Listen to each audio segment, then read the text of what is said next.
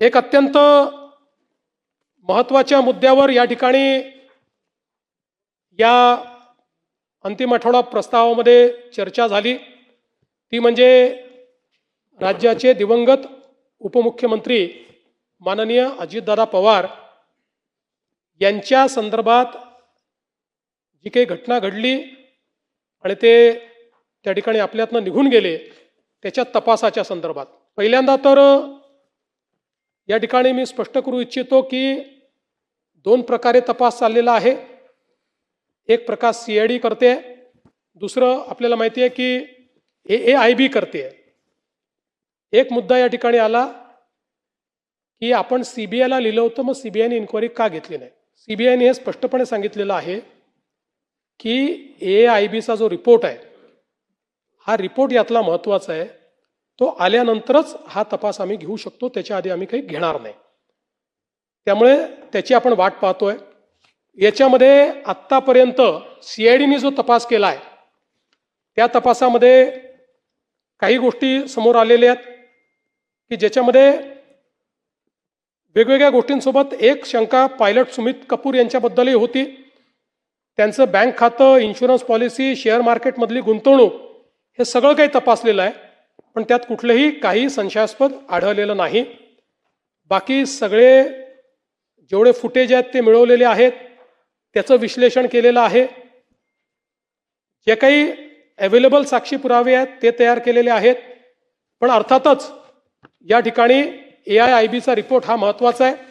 त्याही संदर्भातली माहिती मी घेतली आणि त्या माहितीमध्ये हे सांगण्यात आलेलं आहे की जेवढे काही त्या ठिकाणी इक्विपमेंट्स होते जे डाउनलोड करायचे होते ते 100% डाउनलोड झालेले आहेत. आता त्याच्यामध्ये कुठलीही अडचण नाही. जे रिकन्स्ट्रक्ट करून डाउनलोड करायचं होतं ते पण झालेलं आहे. त्यामुळे ब्लॅक बॉक्स असेल किंवा दुसरा जो काय बॉक्स आहे ते सगळं झालेलं आहे. आणि एक प्रिलिमिनरी रिपोर्ट आपल्यासमोर त्यांनी आणलेला आहे. मी आज केंद्र सरकारशी देखील चर्चा केली आणि केंद्र सरकारला आणि मंत्रालयाला आणि माननीय मंत्री महोदयांना मी विचारलं साधारण हा सगळा रिपोर्ट किती दिवसात अपेक्षित आहे.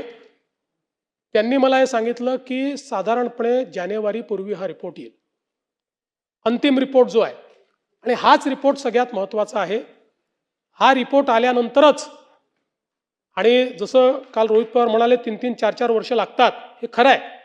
पण या केसमध्ये स्पेशली आपल्या केंद्र सरकारने विनंती केली आहे, कारण परदेशातले सगळे तज्ज्ञ याच्यात घेतलेले आहेत, अमेरिकेतली एजन्सी आपण याच्यामध्ये घेतलेली आहे, आणि म्हणून त्यांना विनंती केली आहे आणि त्या सगळ्यांनी ते मान्य केलं आहे.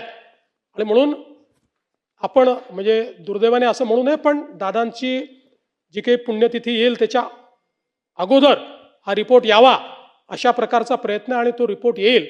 आणि हा रिपोर्ट आल्यानंतर मग CBI असेल किंवा CID पण असेल, आता CID पण त्याच्यावरच अडकलेलं आहे, कारण वर काय घडलं हे या रिपोर्टशिवाय समजूच शकत नाही. ते धागेदोरे याच्यातच मिळणार आहेत. आणि म्हणून मला असं वाटतं की कोणी हा विचार करण्याची आवश्यकता नाही. आमचं सातत्याने याच्यावर लक्ष आहे, केंद्र सरकारचंही लक्ष आहे. केंद्र सरकार योग्य पद्धतीने त्या गोष्टी करते. एक त्यांनी मुद्दा मांडला की आम्ही कर्नाटकात FIR केला, तो तुम्ही CIDला पाठवून दिला. पुन्हा एकदा समजावून सांगतो की ते तर जाऊ द्या, म्हणजे ते इंटरस्टेट FIRचं तर मी मागच्या वेळेसच सांगितलं. FIR नंतरची प्रोसेस काय आहे?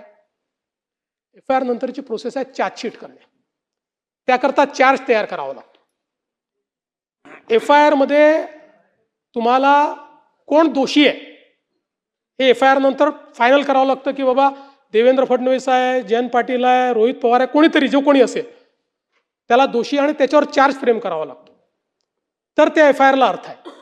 तो चार्ज फ्रेम करण्याकरता पहिल्यांदा तुम्हाला इनिशियली कोण दोषी आहे हे ठरवावं लागेल. ते जोपर्यंत AIBचा रिपोर्ट येत नाही तोपर्यंत तुम्ही ठरवू शकत नाही.